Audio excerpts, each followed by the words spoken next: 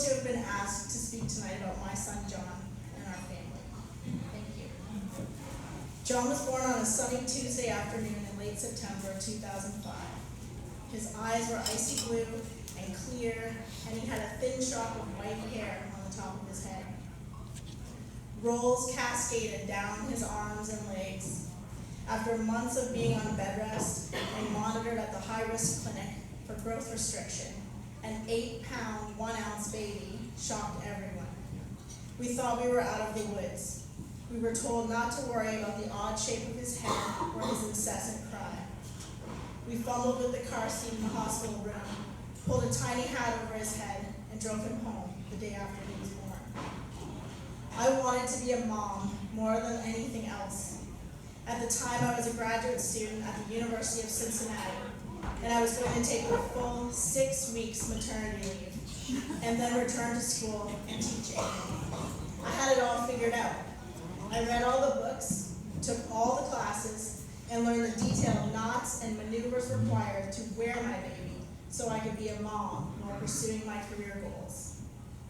But it became clear, especially in the wee hours of those first few nights, that there was something wrong.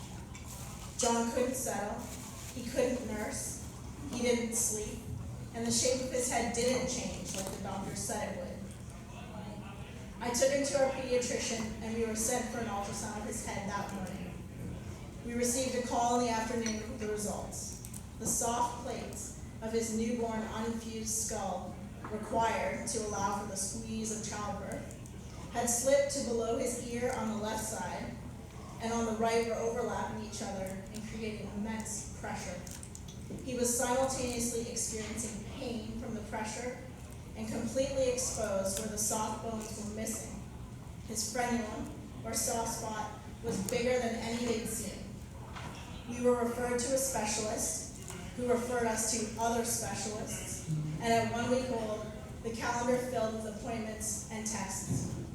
I made the decision not to return to school, and so began the full-time work of loving John. The calendar has never cleared.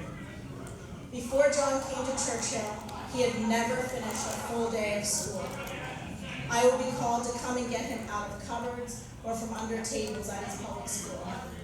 I arrived on many occasions to a locked classroom door with John on the other side, alone, banging his head against the wall or table.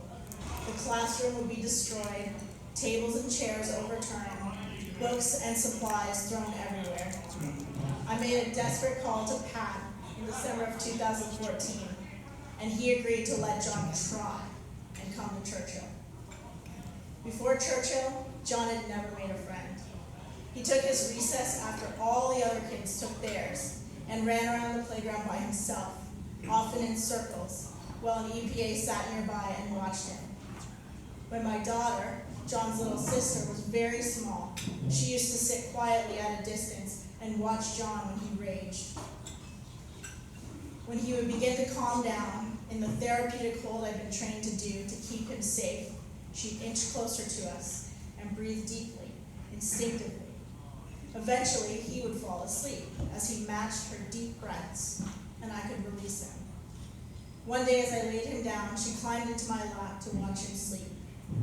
"Does John know he's human?" she asked me. "I think so," I whispered. Churchill has given us hope as a family. I fight to keep John with us. Sometimes when we are really slogging it in the trenches, as we are right now, I think about him as a little boy, before we had the multiple diagnoses and labels or the chromosomal clues. I wonder if knowing has really made any difference to bringing up John. I think the real difference has been finding the right people. At Churchill, we found our people. Every year, Churchill holds a short graduation ceremony for all students, recognizing the huge achievements simply moving forward can be for these kids. At John's grade 5 graduation, his teacher Allison stood on the stage to sum up what she'd learned from each of her 8 students. John had been with Allison for grade 4 and 5 and developed a deep connection with her. It was hard won, and he tested her a lot. Up on stage, when she got to John, she paused and said, "John Beach, what I've learned from John is that sometimes all you need is love." And she's right. I think that love is John's best prescription, his best treatment plan, and his most appropriate educational adaptation. He doesn't make it easy to love him, but it is what he needs most.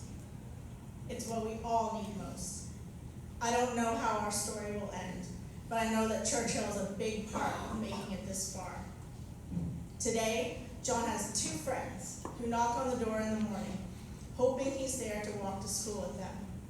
Many days after school, those same boys are in my kitchen with the fridge door wide open, making plans to start a rock band or meet some girls. These are friends he made at Churchill. At Churchill, John is welcome on his best days and welcome to try on his worst. Pat's approach has never wavered. We try. We try to meet John where he's at. We're grateful for the easy times, knowing there will be challenges ahead. No one has turned their back to us at Churchill. He always gets to try again.